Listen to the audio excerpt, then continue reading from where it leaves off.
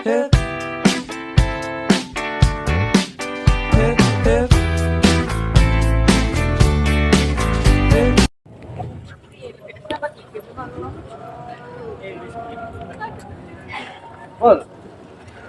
kan tau lah ideologi itu apa? Saya kurang tahu ideologi itu Apa ini? Nah, kalau unsur-unsur ideologi apa sih? apalagi itu saya juga kurang tahu. Kalau hubungan ideologi sama agama, tahu nggak? Saya kurang tahu juga. Kalau jenis-jenis ideologi itu apa aja sih? Nah, apalagi itu saya juga kurang tahu. Apa takon ideologi Pancasila itu apa? Nah, mari kita cari sama-sama. Ayo.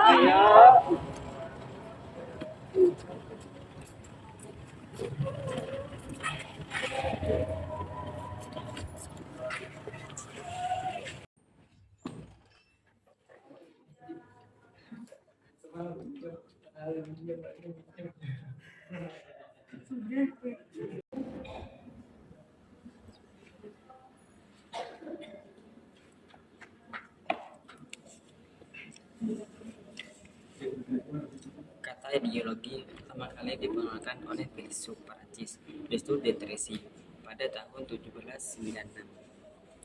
Kata ini berasal dari bahasa Prancis ideologi, merupakan gabungan dua kata, yaitu ideo yang mengacu kepada gagasan, logi yang mengacu kepada logos.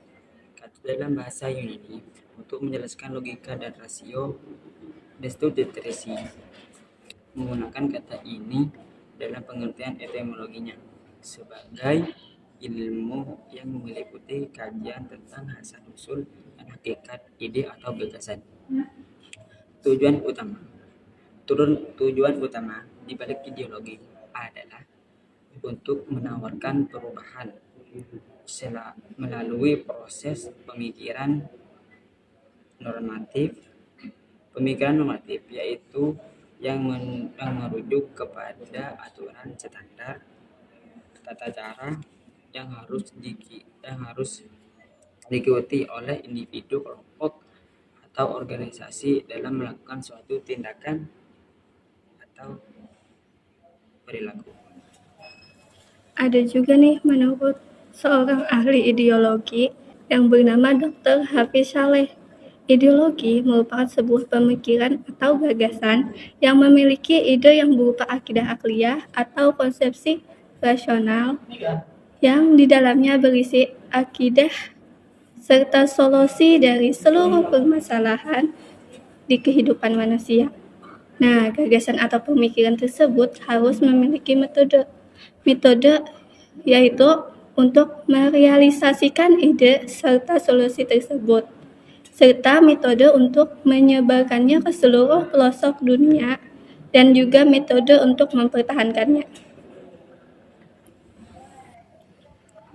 Berikut ini unsur-unsur tersebut, yaitu sekumpulan ide atau gagasan yang secara sistematis bersumber atau berasal dari pikiran manusia, memiliki tujuan dan arah yang jelas, dituntut atau dipegang teguh oleh masyarakat atau kelompok yang meyakininya, pedoman tentang tata cara hidup, dan tatanan yang hendak dituju oleh suatu kelompok. Sekian, terima kasih. Keterkaitan agama dan ideologi. Agama dan ideologi adalah dua hal yang sangat menarik untuk dikaji dan juga diteliti. Kedua-duanya memberikan janji dan tujuan yang ideal bagi umat manusia. Agama dan ideologi adalah gambaran manusia untuk mencapai kebahagiaannya. Agama dan ideologi sendiri memberikan kepuasan batin dan juga keteguhan untuk melahirkan kebahagiaan dan juga melahirkan keyakinan bagi penganutnya. Agama dan ideologi saling terkait. Agama dan ideologi bukan saja sebuah proses spiritual semata, tetapi juga memberikan gambaran bagi pelaksanaan kehidupan sosial, politik, dan juga budaya.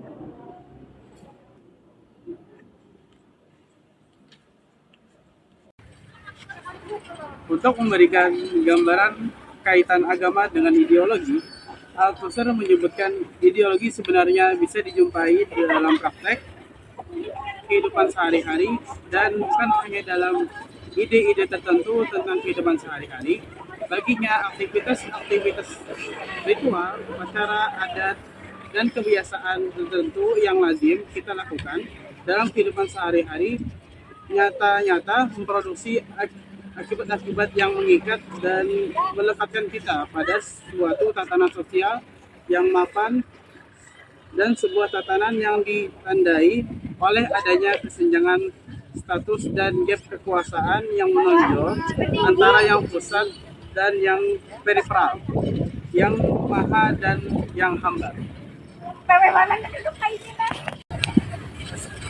Sedikit berbeda dengan pandangan Althusser, Muhammad Arfun menyebutkan bahwa agama dan ideologi mempunyai fungsi umum yang sama, tapi keduanya memakai perangkat yang berbeda dan membuka jalan yang juga berbeda.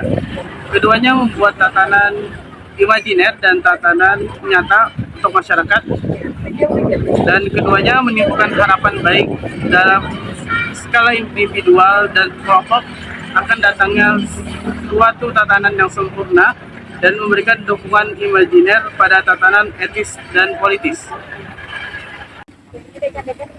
Pancasila sebagai ideologi merupakan penuntun bagi negara dan masyarakat untuk mewujudkan cita-cita masyarakat yang adil dan makmur melalui pembangunan nasional. Cita-cita negara yang terhadap Indonesia: 1. Sumber daya manusia Indonesia memiliki kecerdasan yang mengungguli bangsa-bangsa lain di dunia. 2. Masyarakat Indonesia menjunjung tinggi pluralisme berbudaya, religius, dan nilai-nilai etika. 3. Menjadi pusat pendidikan, teknologi, dan peradaban dunia. 4. Masyarakat dan aparatur pemerintah Indonesia terbebas dari perilaku korupsi. 5. Terbangunnya infrastruktur yang merata di seluruh Indonesia.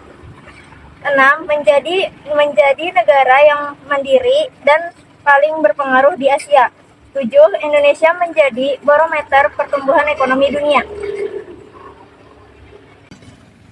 Ideologi memiliki 8 jenis yang akan saya sampaikan secara singkat mengenai ke-8 jenis tersebut.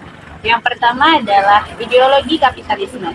Ideologi kapitalisme ini menekankan kepada penguasaan modal oleh pihak swasta, di mana negara tidak berhak mengatur dan membuat undang-undang yang dapat mempersulit jalannya usaha mereka.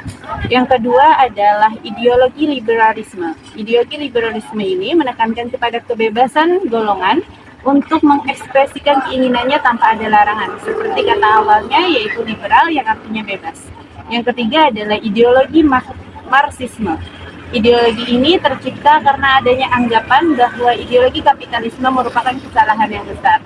Yang keempat adalah ideologi sosialisme. Ideologi sosialisme ini identik dengan ideologi komunisme, di mana terdapat persamaan prinsip, yaitu sama-sama akan mengutamakan kepentingannya secara bersama-sama. Yang kelima adalah ideologi nasionalisme. Ideologi ini menitik beratkan kepada kedaulatan negara. Yang keenam adalah ideologi demokrasi. Ideologi demokrasi adalah, yang dimaksud dengan ideologi demokrasi adalah kekuasaan tertinggi dipegang oleh rakyat. Yang ketujuh adalah ideologi feminisme. Ideologi ini menitik beratkan kepada kesetaraan hak dan kewajiban bagi perempuan. Dan yang terakhir adalah ideologi anarkisme. Ideologi anarkisme ini adalah kebebasan individu di mana suatu tatanan negara atau politik dianjurkan untuk dibubarkan.